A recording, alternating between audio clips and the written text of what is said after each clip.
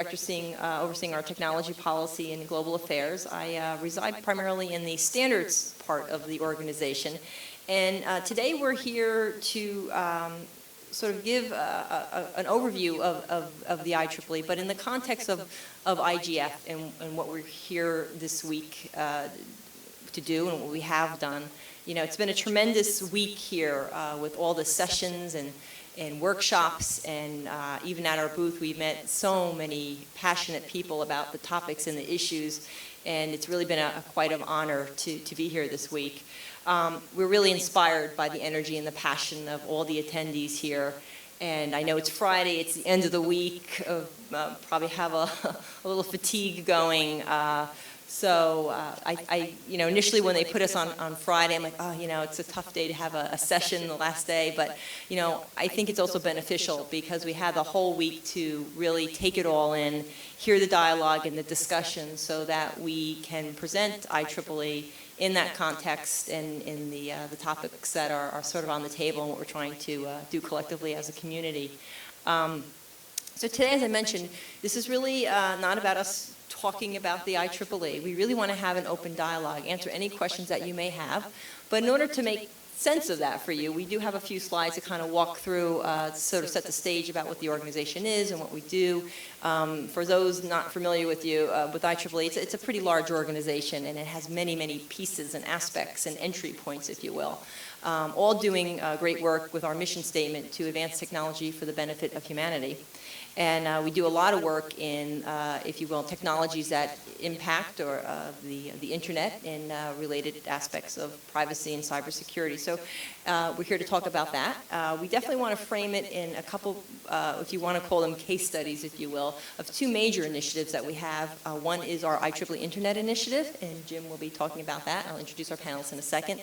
And then we also have a tremendous initiative in the Internet of Things. And as we've been hearing all week, you know, we sort of can't separate the internet from the Internet of Things. These things are really going hand in hand, and the Internet of Things coming on, it's really sort of bringing, you know, making even more important the discussions and the topics and the issues that we need to address. So that will be sort of a focus area. I sort of call it a case study, but that's what we'll kind of focus most of our discussion around.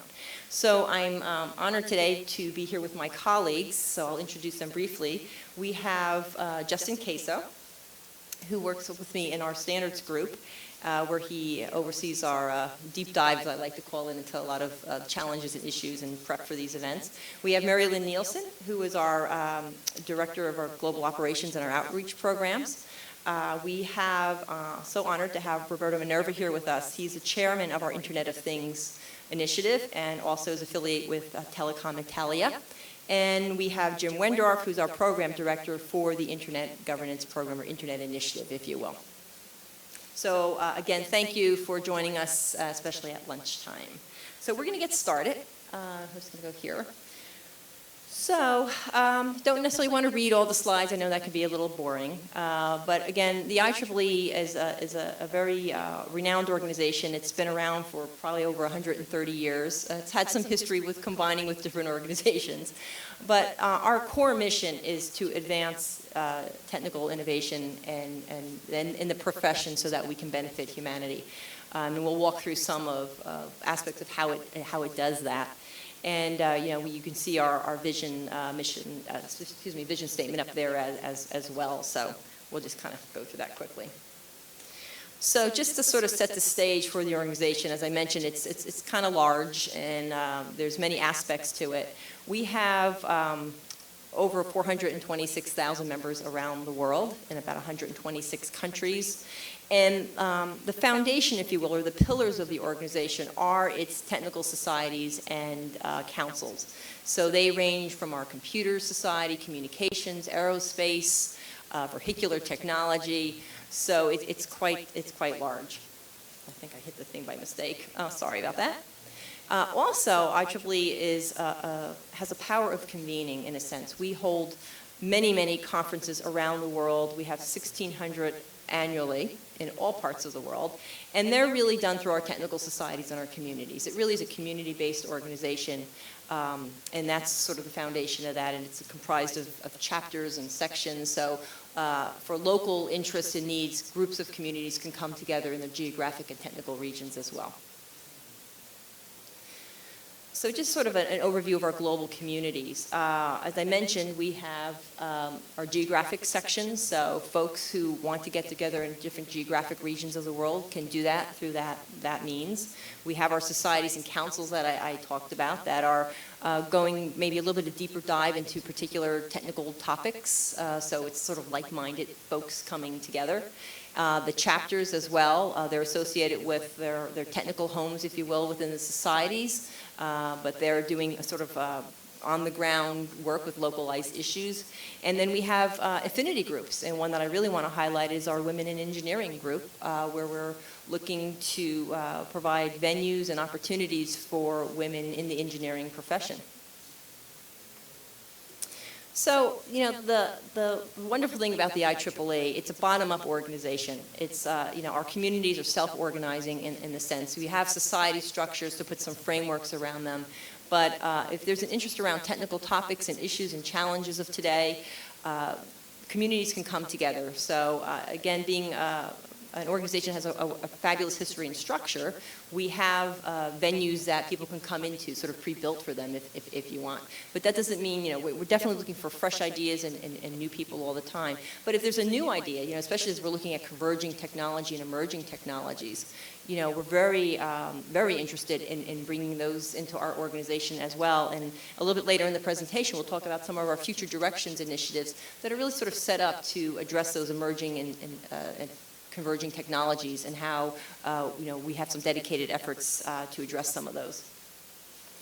And I think I hit upon this a little bit already, but, you know, we are an organization that's sort of rooted in these values of being open and transparent, of open and consensus, you know, of transnational, if you will, international cooperation. That's how, you know, we convene sort of the best and brightest minds together to address challenges and to, you know, tackle some issues at hand. So at this point, we're going to try to make this a little interactive. I just wanted to get the boring stuff out of the way first. And then we're going to get into some more meaty stuff and have some dialogue around it. So with this, I'm going to hand this over to Marilyn Nielsen, who will walk us through a couple slides on what we have for our communities here. And indeed, what we do have, I'd like to just illustrate are just a few of the programs that we offer that go into a bit more detail, that offer a bit more of ability to interact with IEEE and grow your relationship with them. Of course, one of the major topics in the world right now is open access to information about technology. And IEEE is working to produce that for you. And it's doing it in several ways. They have what they now call hybrid online journals. Some of the articles will be open access, some of them won't. But the advantage is that you can look at this online at any point, check them and find them. In addition, they're now producing several journals that are completely and utterly open access. And they're covering a wide variety of subjects. A couple that I have here are engineering and health and medicine, electron devices, and emerging topics in computing. These are utterly open access journals that IEEE is making available through its website. And I would encourage you to go to IEEE.org and find out more. Finally, they have a journal that is just 100% open access on a variety of topics, and so they're just calling that IEEE Access instead of focusing on this technical subject, that technical subject. That one is very useful, I think, for seeing some of the breadth of that, and I encourage you to share this with others to help them know what we're offering in that. IEEE has a very strong wing dedicated to education. And we have a number of programs that are there to help students and educators prepare the next generation of technologists and inform current technologists of the advances and changes in their field. And I would encourage everyone to take a look at those. There are a lot of opportunities and tools being made available, not only for the post-educational certification, but also at the university level to help students learn, to help educators educate. You can check that out on our website as well. But looking at that level of education, and one of the most exciting things I've seen at this event is the Youth at IGF program. we wanted to highlight a few things that are freely available for students to determine whether technology interests them. We have programs that you can find at tryengineering.org, trycomputing.org, that are there to let you examine certain technologies and see, does that interest me? Would I be interested in a career in that? As an educator, it's a tool for students, particularly these will help students who are looking at university to see whether this is the right program for them. As well, there are tools for the educators. We also offer a teacher in service program to bring some of those many experts, as Karen mentioned, those over 400,000 experts. Many of them are willing to come to universities and to schools to speak about their levels of expertise, and we call that a teacher in service program. That's something that you can take advantage of. Wherever you may be, we can help you connect with the people who would support that program. As Karen mentioned, we do have a Women in Engineering program. I had the privilege of sharing some information about that yesterday at another workshop, and it is interesting to note that the IEEE has the largest technical program in the world devoted to women, over 15,000 members. That's a small percentage of the overall membership, but it's growing. And I think that aspirational goal is there. One of the most interesting things I read in their mission statement is that their goal is to inspire women. And I think that is a magical word to use in connection with this program. And it's something I'd encourage you to explore. It is open, by the way, to both women and men.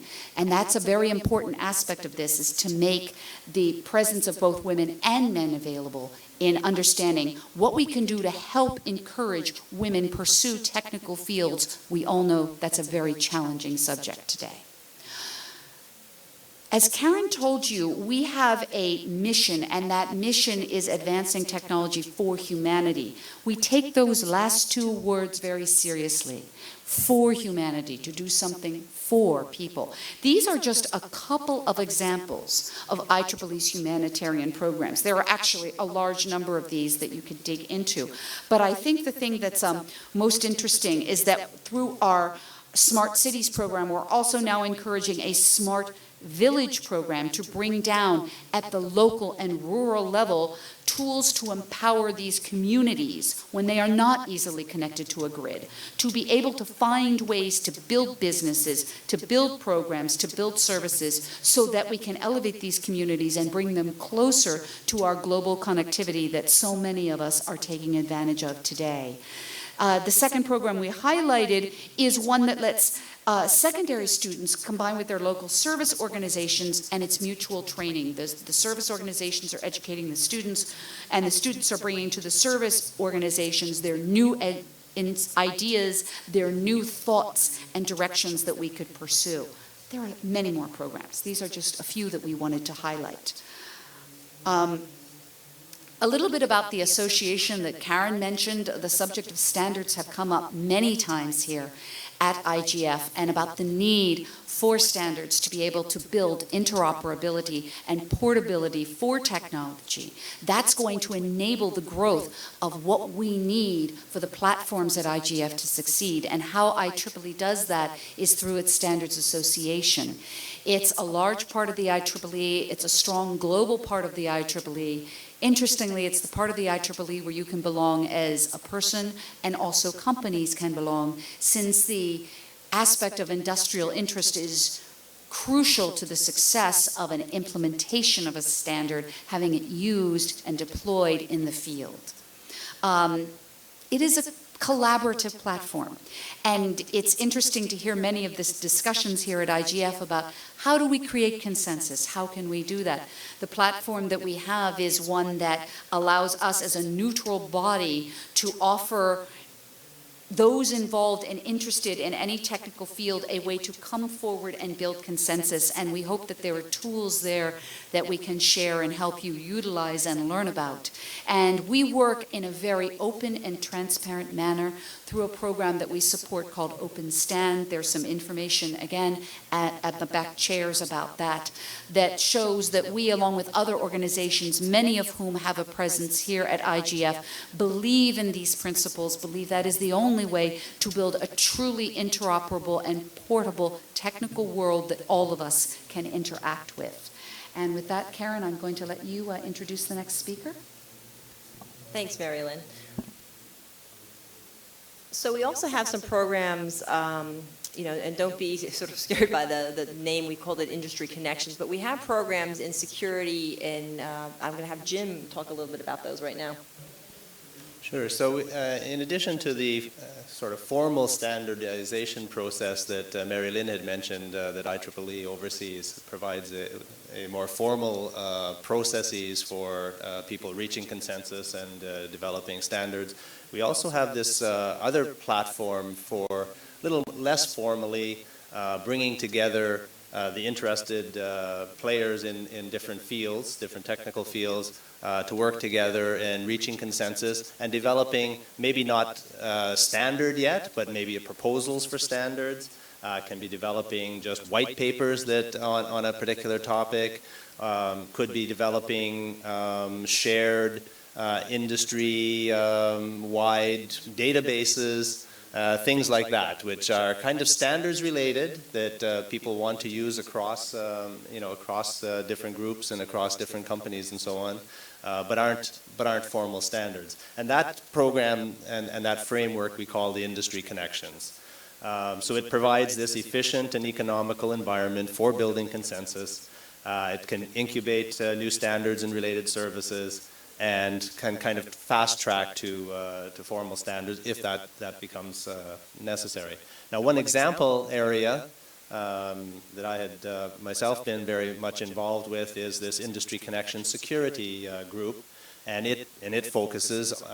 It brought together the players from the antivirus environment who had never worked together in the past, but they just needed a neutral environment in which to work together to develop some shared industry-wide resources that would allow them as a group to be more effective in combating the worldwide malware threat.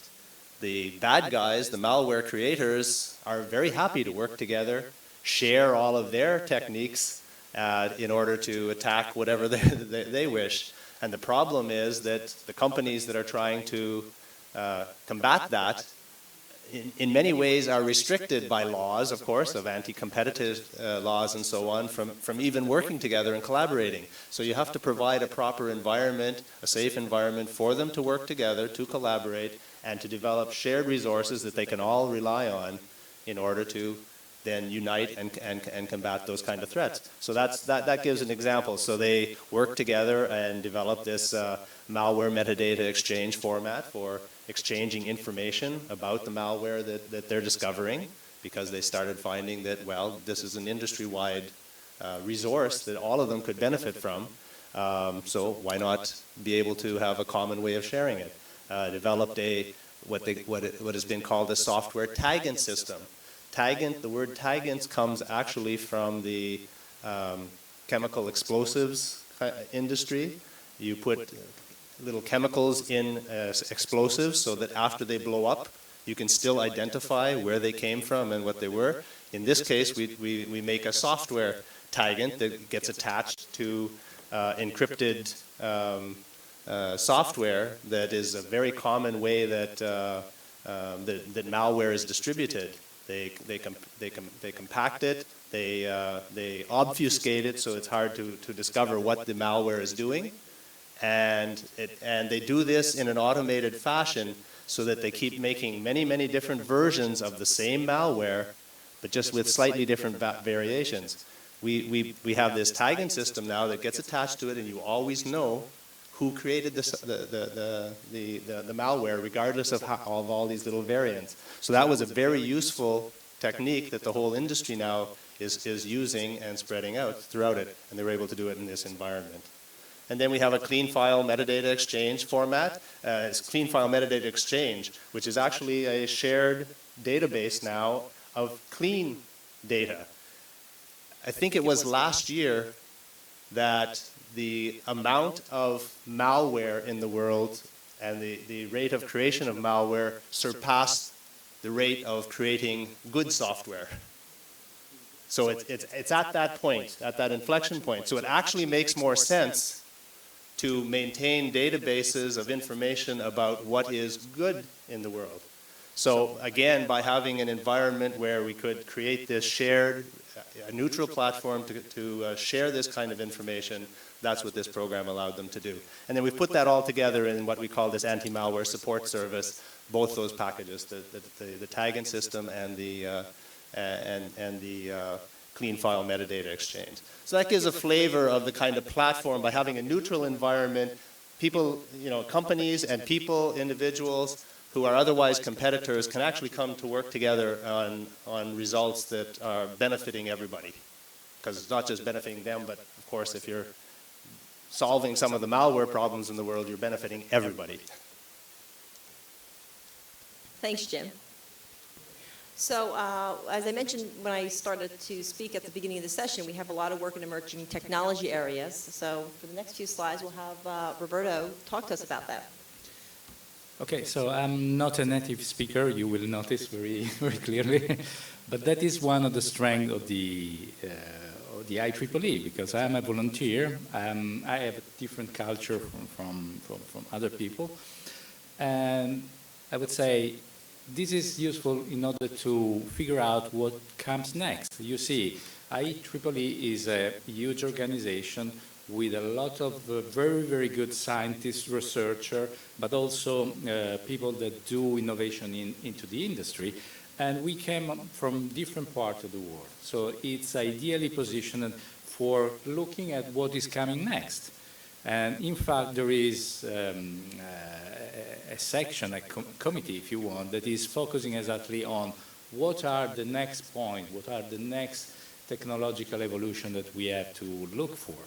And IEEE has also the goal to facilitate the exchange and the cross-pollination, we call it, of ideas, because there are different people in the organization. There are volunteers, there are scientists, industrial people that can bring new ideas. Here there is a list of a few of new things that are going on. Internet of Things, cybersecurity, that is quite important, big data, how data can be used in a fair way, smart grid, how to improve the energy consumption, and software-defined networks that maybe is less known, but is how to program the communication network in a new way, how to use software for doing this. And this is the framework. And for instance, there is the Spectrum magazine of IEEE that is also providing you inputs, some ideas on how to improve. So the next slide is related to how the future direction are determined. What we are trying to do there is to anticipate and determine the direction of new and emerging technologies with the spirit of IEEE, so to benefit the humanity, not just the industry or, the pleasure of a scientist to go on in a specific topic. What we do within the future direction is to look for new ideas, new technologies, and to nurture them and to put them together because they are not isolated. A lot of innovation is coming now from the combination of 2 or 3 different technologies. Internet of Things is exactly these kind of things.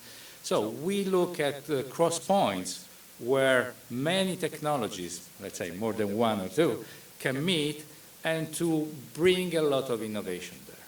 So the innovation is the result of changes in technologies, but also changes in the economic situation of countries, areas, or industries, the social impact.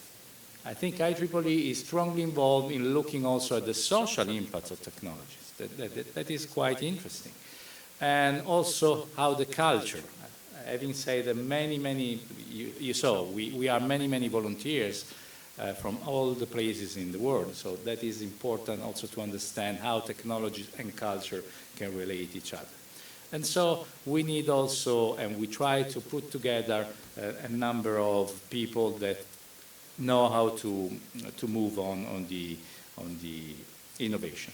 So For 2015, the IEEE Future Direction Committee is supporting a number of different initiatives, from big data, so you can imagine how to use data in order to extract information. For instance, we have a plan to, before the 3,900,000 documents were mentioned, there is a lot of scientific information there.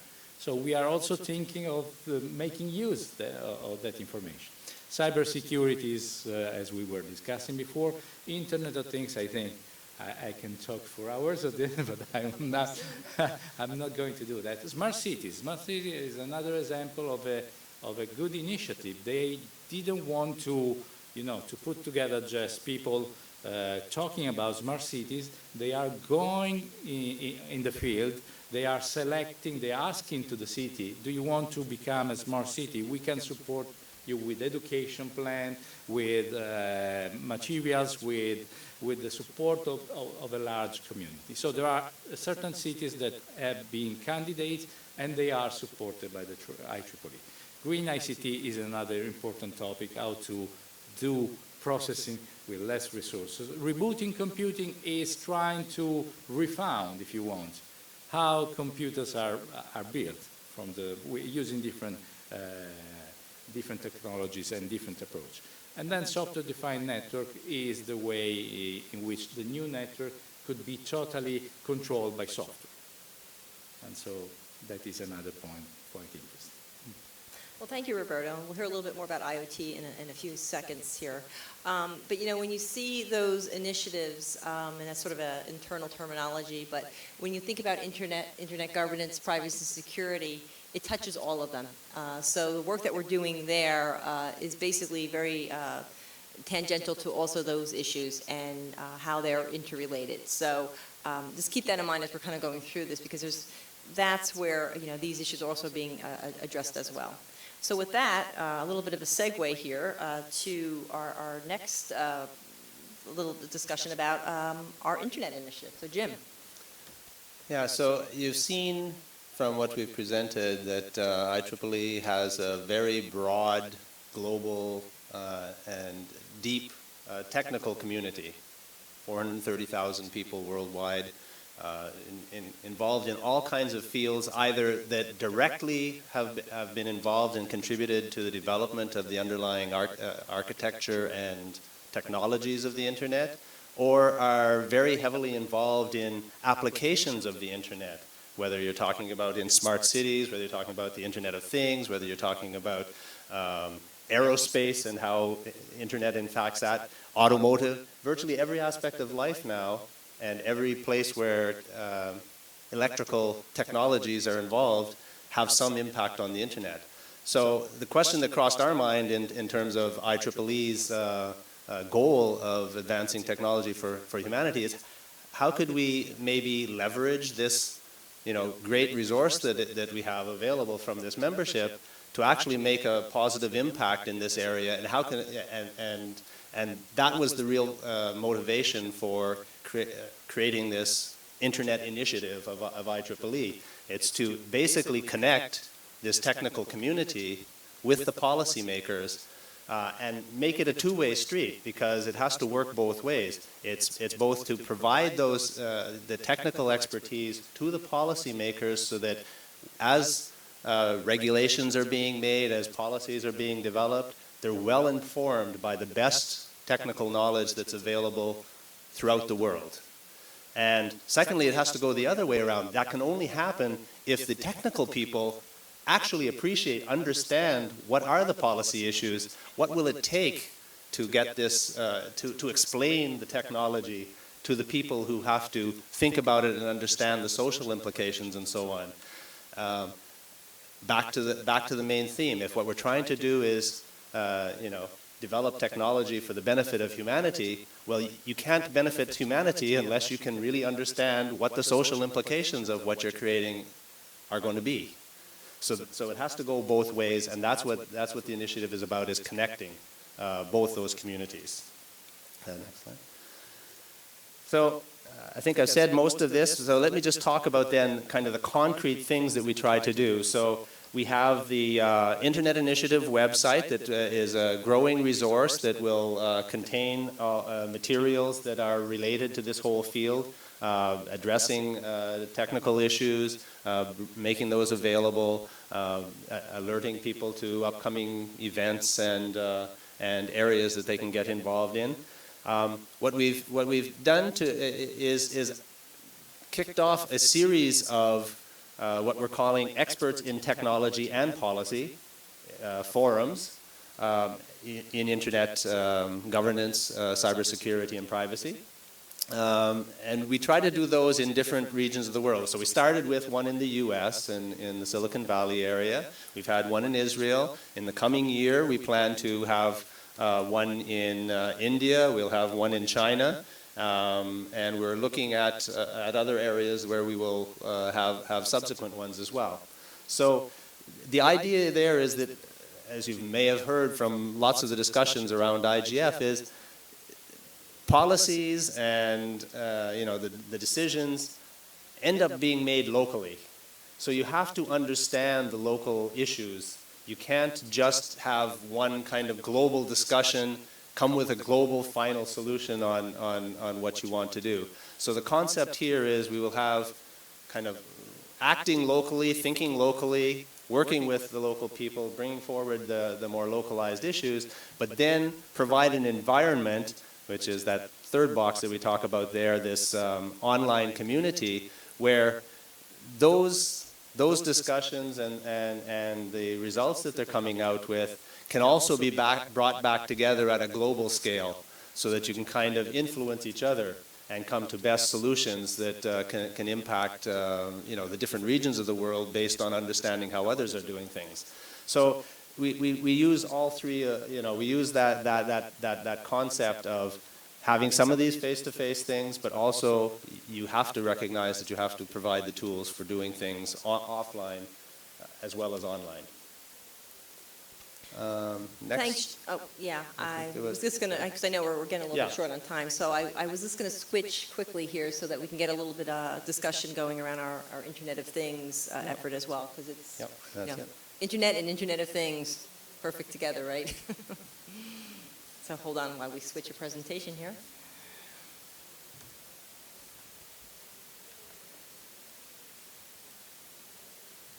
I promise it's coming.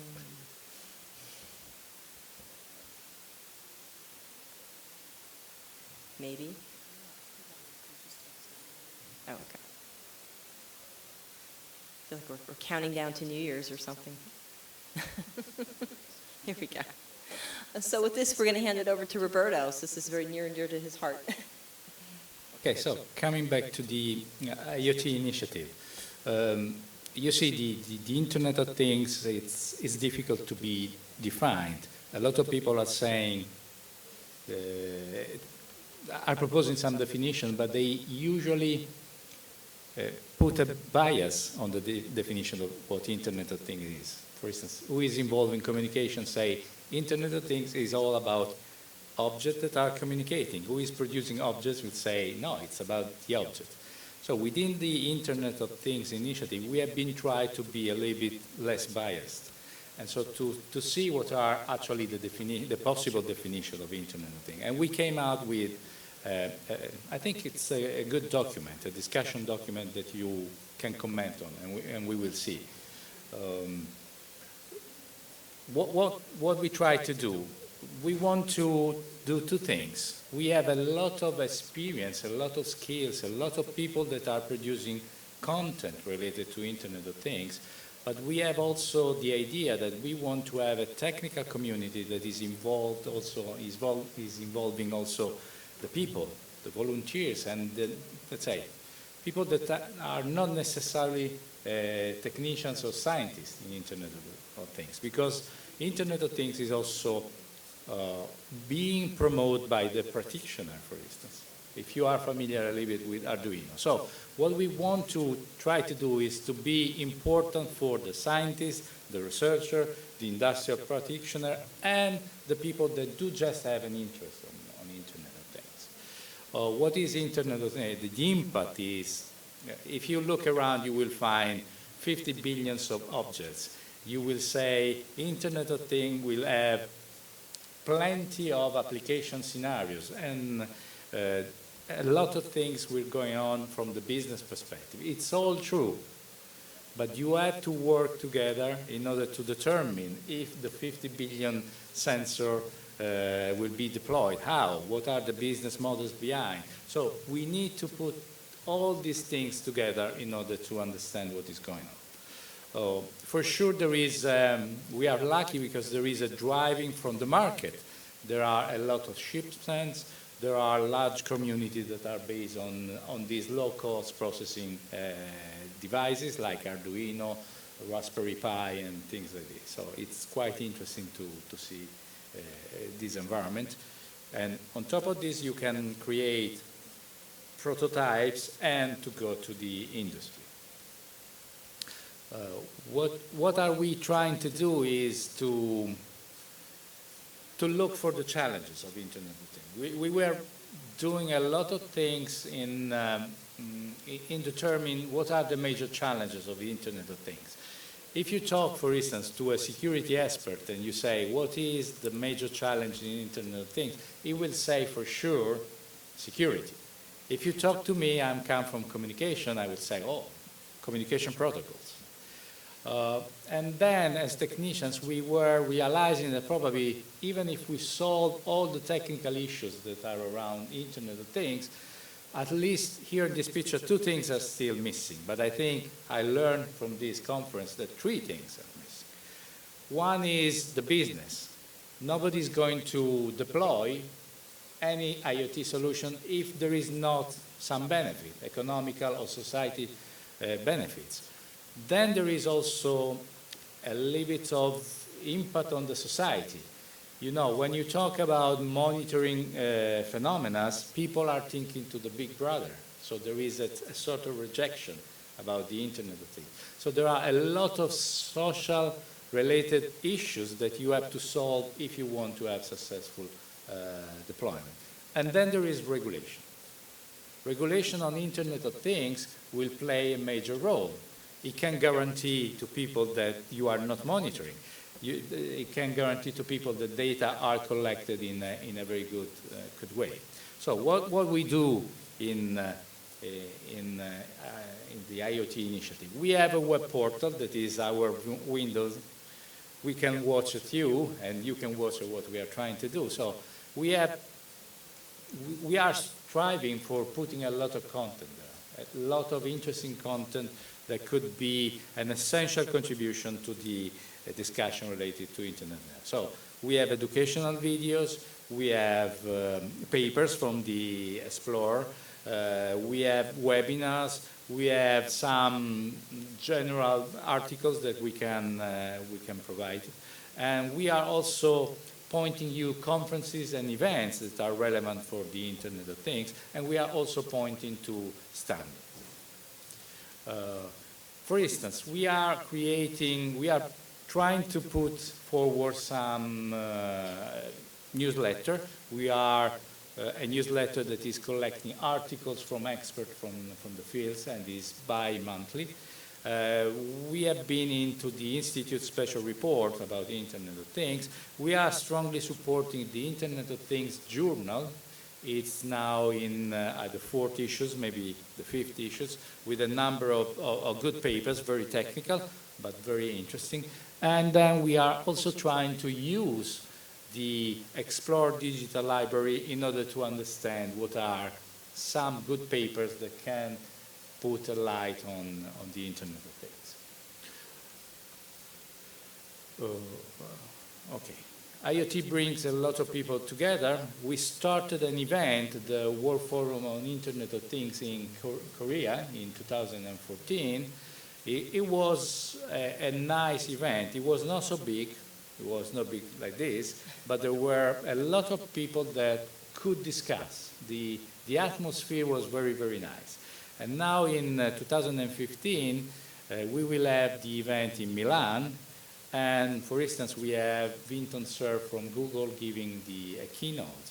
And we try to grow, to have more people involved in the discussion, but still we want to preserve the idea that discussion is important. You don't have to be wind and surf to be there.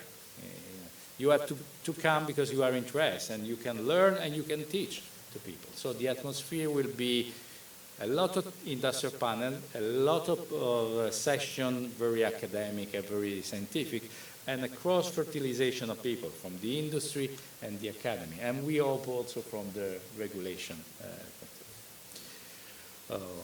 So we also try to be more involved with the industry, and through Oleg Logvinov, we have been organizing a lot of workshops related to standardization, but also we are trying to involve IoT startups, because they can be those that are going to modify how Internet of Things will come out. So there are plenty of events. The last one was in Israel, that is a good area for IoTs, for startups in general, and so it was also very, very successful. And then what are we looking for? We want to involve the people, and so we are asking to people to contribute with scenarios and use cases. How do you see IoT should be used? Do you have in mind a service? Do you have a necessity, a requirement on Internet of Things? What are you thinking of using Internet of Things? It shouldn't be a scientific paper. It could be a paper of 2 pages in which you describe the idea and why that is important. So if you want to contribute, if you want to be involved, you have to just to sign in the technical community of the Internet of Things that is for free, and then you can start contributing, looking at the discussion going on and providing your input and looking at the contribution of the other. Then there is another thing, the IoT definition document. We have been striving to arrive to the point in which we can provide an interesting IoT definition. As I was saying before, many IoT definitions are somehow biased by the proponent. Here we have been trying to be as much as possible neutral in the IoT definition. But there is more. There are many comments on the document, and we are planning to put the document in the open domain for sure, and to receive directly your comments on the document. So it will be a Google document that you could edit. If you feel that there is something that is missing in this document, you can add a new paragraph. If you don't like the IoT definition, you can propose something else. Then there will be a bit of discussion within the community, and it could be accepted. So we have 9,000 people involved into the community, and I'm pushing my people in there to arrive by the end of this year to 10,000. That is the biggest technical community, I think, in the several initiatives. And please, if you want, you can contribute to that. Here in the picture, there are a number of addresses. You can start from the IEEE.org for sure, but also from the IoT, IEEE.org, and then surf there and see how you can contribute to our technical community. And for sure, you are welcome. Well, thank you very much. I know we threw a lot of information at you. We're trying to sort of put in context, what we have as joining the IGF community and looking how we can, utilize our platforms and our communities to address and help some of these problems. Because, as we heard throughout the week, it's really we're all in this together, and we all need to come together to, progress. Technology is advancing at such a rapid rate. Countries are creating policies and laws, and sometimes we feel there's just this gap between this, and how do we help close that gap?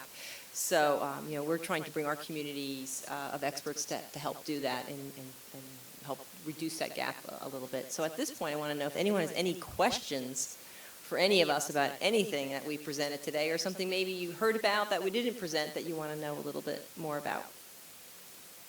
Please. Hi, my name is Carlos from Nicaragua, and I'm part of the Youth at IGF program, and I would like to appreciate the fact that you mentioned it about the tools for education that we can search for, which is great. And My question is real quick. I mean, this group, this youth at IGF has a lot of initiatives, but pretty much is composed of different groups of interest, which includes non-technical matters, right? So my question is, speaking strictly about the Internet Initiative, how could we participate in that, technical and non-technical, and support, engage, and contribute to the already ongoing effort that you have? Thank you very much. Well, thank you. I'll start and then I'll, add other people to join. We are in the early stages of building online communities around that as well. As Jim mentioned, we have several events, if you will, and outreaches that we're doing in various parts of the world. But I think, it's a challenge. Like here, we definitely need to, the community is open, where you can join the community. We're looking to create a more robust dialogue around those types of issues to get engaged in it.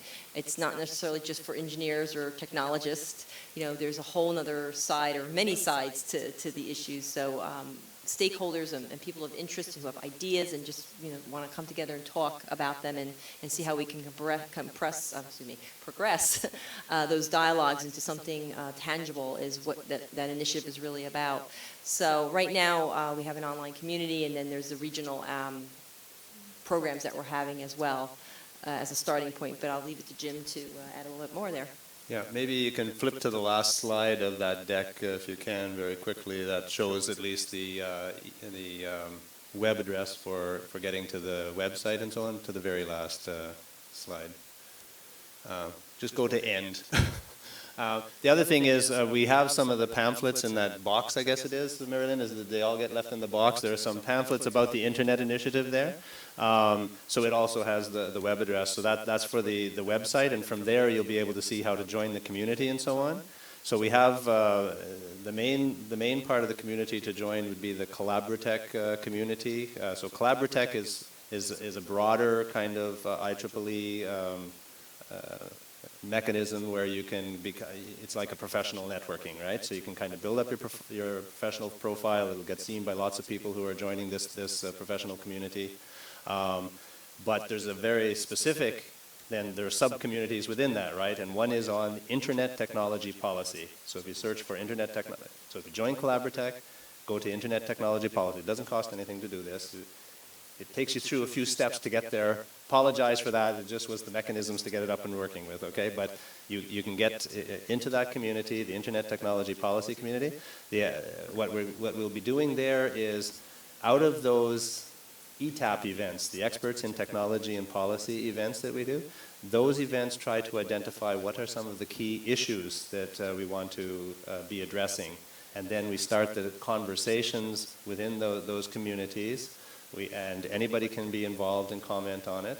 And then we can, out of that conversation, also start developing maybe white papers, and ultimately we hope if we can get some consensus, some position papers that on some of those issues, if that makes sense.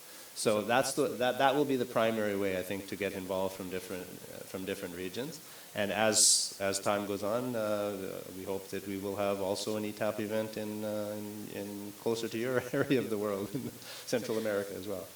But what I would also like to mention, and thank you for bringing it to the forefront, is when we look at that initiative and how we're moving it forward, I think the concept of bringing the youth in, if you will, and the younger generation into it is very important, because you're our future leaders, and I think that the internet, what we know and love today, will probably be very, very different 5-10 years from now or and beyond. We might not even be calling it the internet. We might have another label on it. And I think involving young people who are studying these things, who will be going out into industry, into the marketplace, working on these challenges, is definitely something we want to bring into the fold, to bring those fresh ideas in. So we're going to take that idea back with us. So I thank you for providing that to us. Can I share one thought on that? And just one additional thought also, I'm sorry, is IEEE has a strong presence. You've heard a lot about our technical engagement, but one of our major audiences and contributors to everything we do are users. And the reality is that everyone around this table is a user of the internet. So when you talk about the role you play, you have a very strong role to play. And I've seen activities in the IEEE in past that have involved lawyers, professors, teachers, firefighters. That's the first person you think of from what we presented today, right? Firefighters. But they're there. So I actually would encourage you to remember that your role as a user and as a contributor that way is just as valuable as someone who develops the technology.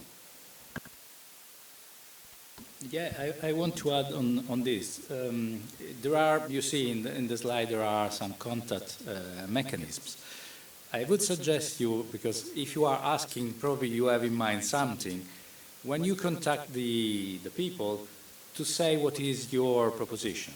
That would help a lot. If you just say, I want to be involved, that's nice, but you know, then you can be forced into something that you don't like. But if you say, internet regulation, I have this problem, I think this is a big issue that I want to contribute to, you are doing two things. You are volunteering in doing things, but you are also pointing to something that for you is a big issue.